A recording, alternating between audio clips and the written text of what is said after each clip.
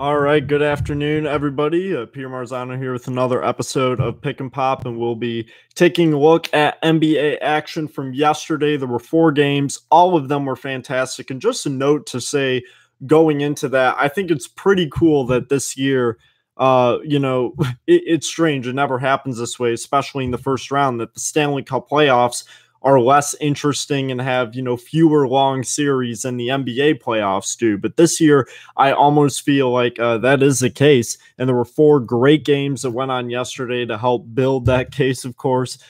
4 first-round nail-biters, the first of which was between the Boston Celtics and the Milwaukee Bucks. The Bucks looking to even the series up against Boston, and they did. They went up 20 at one point in the game. They were up 20 points with around 7 minutes to go in the third quarter. Boston came all the way back, actually took the lead in the fourth. They ended up losing 104-102, so Milwaukee evens that series up. I did work all day yesterday, so I wasn't really able to watch any of the games outside of the second half of the Cavaliers-Pacers game. But I really do feel like, Milwaukee's obviously feeling good that they got out of there with the win. And I think the major frustration on Boston's end is that you went down 20 in the first place. This had a very poor second quarter. You weren't able to get off to a good rhythm offensively from that point on. But Jaylen Brown had a really big game, a playoff, and I believe general NBA career high of 34 points at 5 threes with 13 field goals to go with 8 rebounds, and assists, and 3 steals. Jason Tatum had 21 points as well. So that's got to be encouraging for the Celtics to see Tatum start to get into an offensive rhythm, one that he really hadn't been in since the first quarter of game 1. But, in a game like this, you hope to see more than 3 for 12 shooting out of Terry Rozier, who only gave 10 points to go with 8 assists, and Aaron Baines had 9 points and 11 rebounds. Marcus Morris had 13 off the bench, ended up missing what would have been the game-tying field goal at the end of the game. And the Celtics didn't really get much else from their bench.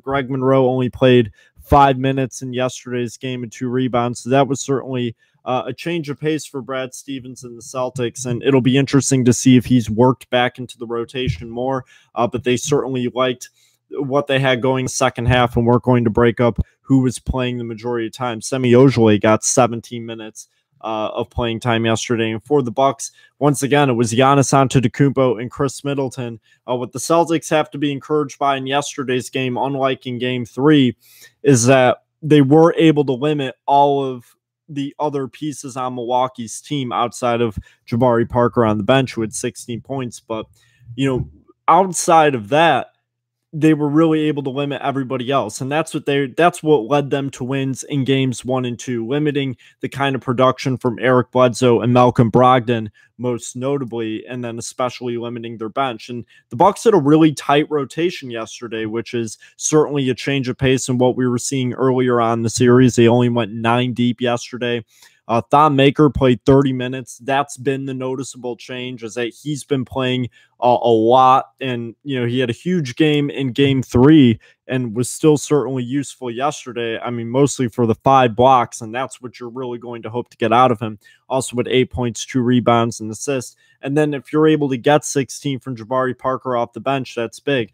The Celtics do expect to have Marcus Smart back for game 6. That is the expectation in Boston. That is a game that will happen in this first round. So when the series does go back to Milwaukee for game 6, whether it's the Celtics or the Bucks with 3 games of 2 lead, Celtics will be getting a big defensive presence back in that game, or at least he is set to return in that game. So that'll certainly be interesting to see how he looks, especially because he'll be wearing a brace on that right thumb, and that is his shooting hand. So it'll be interesting to see, but he said in an interview that hasn't really bothered him to this point in his training regimen. So we'll see how that translates onto the court. But a really solid effort from the Bucks yesterday. We're able to close it out. Big bucket by Giannis Antetokounmpo down the stretch, and we're able to secure the win and the tie in the series. So this is a position that they were in last year against the Toronto Raptors, and then that kind of fatigue hit Giannis in games 5 and 6 especially. So we'll see how the Bucks respond, and especially how the Celtics respond going home for that game that'll be going on tomorrow night. The Warriors and the Spurs were a second game. Golden State widely expected to pull off the sweep, but San Antonio had some last words.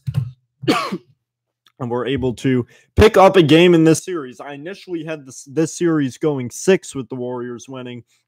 The Spurs just look so crazy outmatched in those first 3 games. I said in yesterday's video, I did not really anticipate the Spurs to win. Kevin Durant had a huge game, 34 points and 13 rebounds. Draymond Green had 18 rebounds and 9 assists with 9 points as well.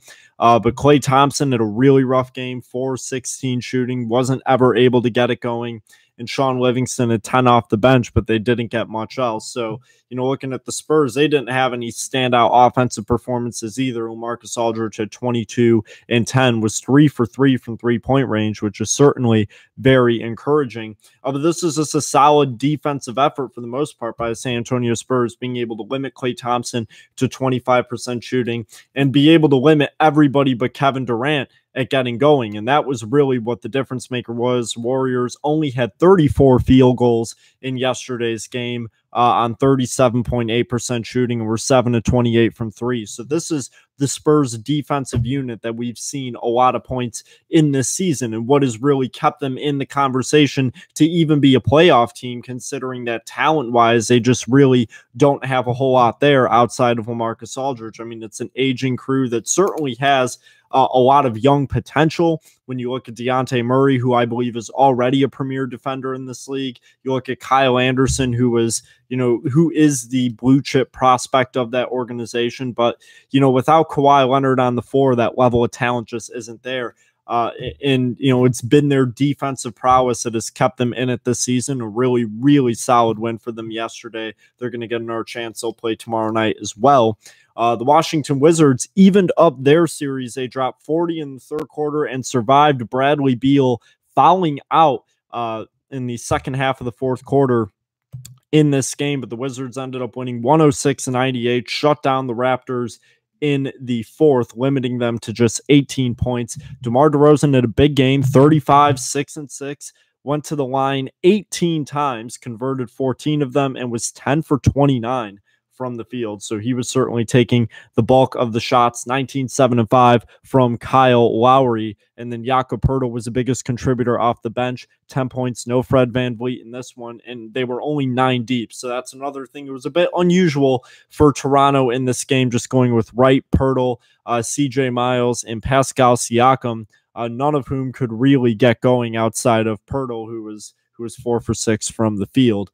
And starting lineup didn't give them the kind of production that they have been getting most of this year outside of DeMar DeRozan. And then Washington just finally had a game where their backcourt did what they do. Bradley Beal, despite fouling out, had 31, 5 and 2, 10 for 19 from the field, 5 of 7 from three-point range. And John Wall, 27, 6 and 14 with 3 steals, just vintage John Wall. And Kelly Oubre coming in with 10 off the bench as well. And they were able to pull out that game in the fourth quarter. Once again, I wasn't able to watch it, but that looked like a very exciting game. I saw the clip of Bradley Beal fouling out and the controversy that kind of surrounded that play.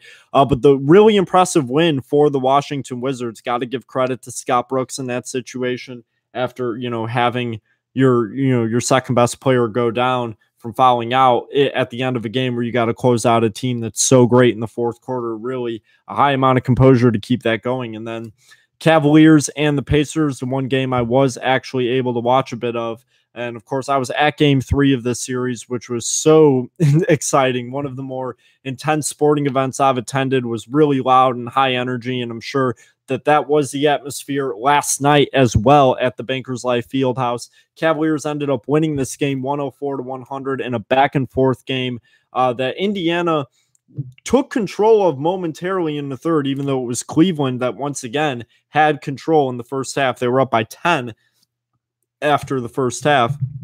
LeBron James has had a really big game, 32, 13, and 7 with 12 field goals, 8 and 9 from the line with 2 blocks as well. J.R. Smith had a really long 3 to end the first quarter. Hit one from 3/4 court, I believe, 12 points and 5 rebounds for him on 4 3-pointers.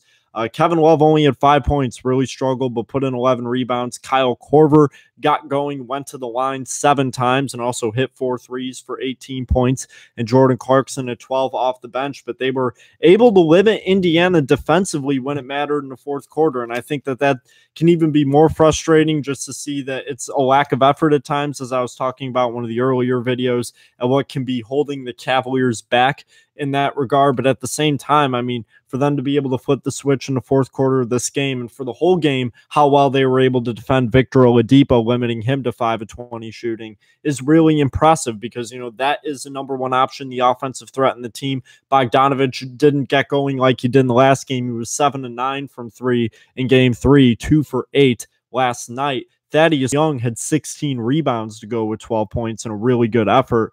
And they got good performances off of their bench as well. Domantas Sabonis, who had really struggled in the first 3 games of the series, got going yesterday, was 9 of 12 from the field, had 19 points, and Lance Stevenson had 11 off the bench with 6 assists as well. And all 4 games in this series have been close outside of that first game that Indiana blew out late in the fourth.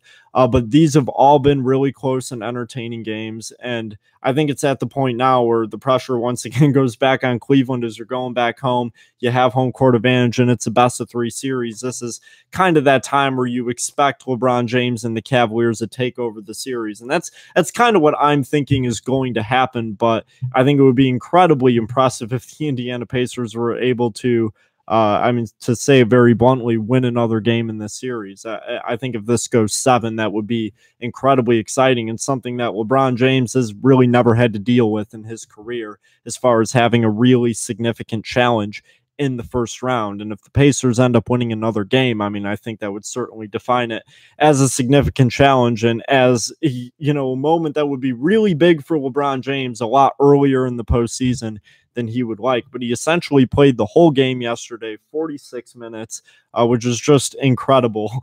And, had a game that he needed to have with their backs against the wall. It could not go down 3-1.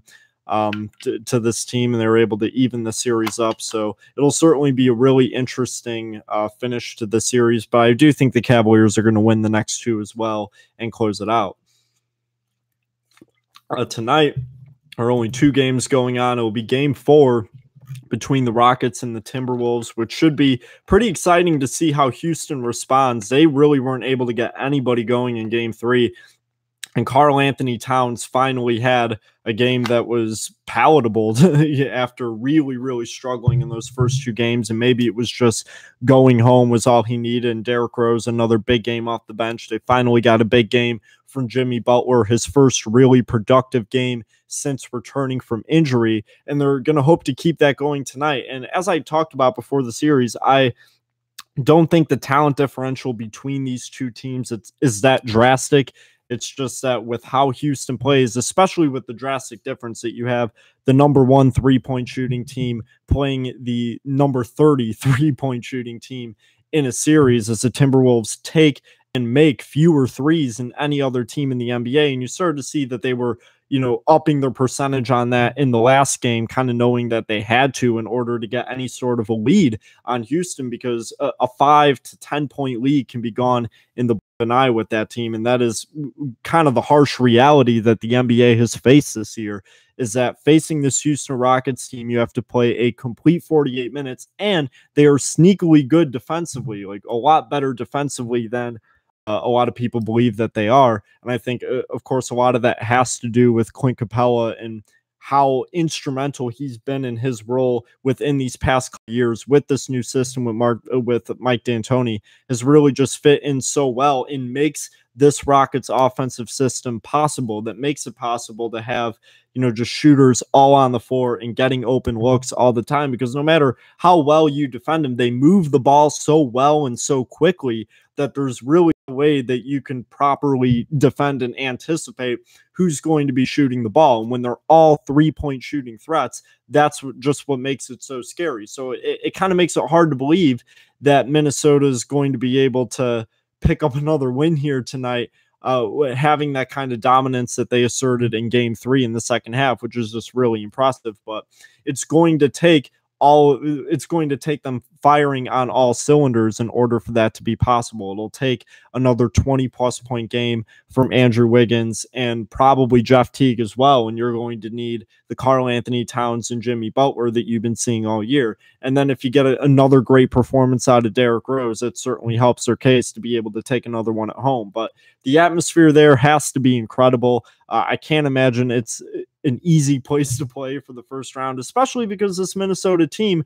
was in the 4 seed for most of the year. And, you know, after Jimmy Butler going down, they really struggled. But this team really was in the upper echelon of the Western Conference for most of this season.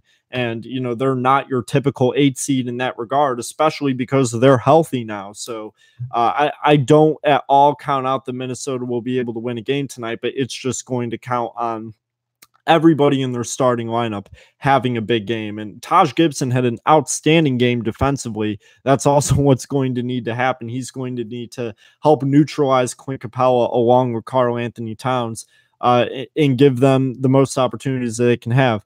The later game tonight between the Thunder and the Jazz should also be really exciting and interesting, especially with kind of that cryptic messaging that Russell Westbrook had at the end of Game 3. Just, you know, kind of trying to be as clear and blunt as possible that, you know, another triple-double from Ricky Rubio wasn't going to happen. And, you know, that kind of leads to this mystique as to, you know, what's going to go down tonight with the Oklahoma City Big Three, especially because, you know, Russell Westbrook is a very confident player and somebody that, especially in the playoffs last year when he kind of had to against Houston in the first round, just completely emptied the tank. And it became really apparent in Game 5 of that series last year, you know, where he had 47 points but just couldn't buy a bucket in the fourth quarter. And, you know, the Thunder kind of have their backs against the wall here in a similar spot that Cleveland was in going into last night. They really can't afford losing tonight's game. I mean, while you could probably win another game at home and make it 3-2, if you lose tonight, you just don't want to have the pressure of having to win another game in Utah with your backs against the wall. So, I mean, this really is I think even more of a must win for Oklahoma City tonight than it was for Cleveland yesterday. I mean, they absolutely have to win this game tonight.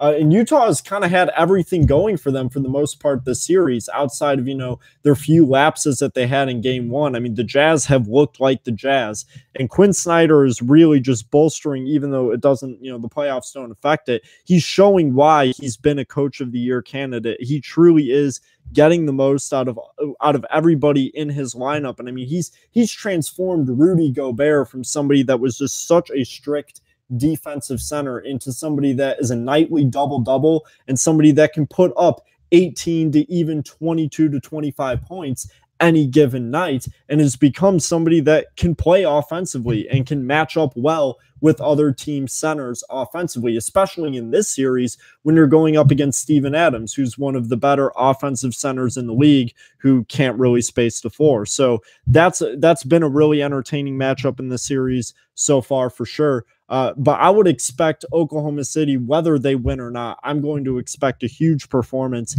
from both Russell Westbrook and Paul George. And I mean, you're going to need to see some more Carmelo Anthony. He has to have a 25 to 30 point game at some point in the series, whether that's just to get him going or whether it's going to be the Thunder needing it. I mean, that's kind of the idea behind the Big Three that they assembled, is that they're going to need a big performance from all of them at one point in the series, because this is, I think it's going to be a really long series. I initially said Thunder in 6. I think it's very probable that it goes 7 at this point. And it's going to be really exciting tonight, but I would certainly expect Russell Westbrook to have a big performance. And even if he's not hitting all of his shots, I would expect him to put up a lot. And he may even be shooting more threes than he typically does tonight as well. But that's all I have for you today. Thank you for tuning in. We'll be back tomorrow, talk about the 2 games that went on today and the 3 games that will be going on tomorrow evening, some game 5s, which will be really interesting. But that's all I have for you today. Have a good afternoon.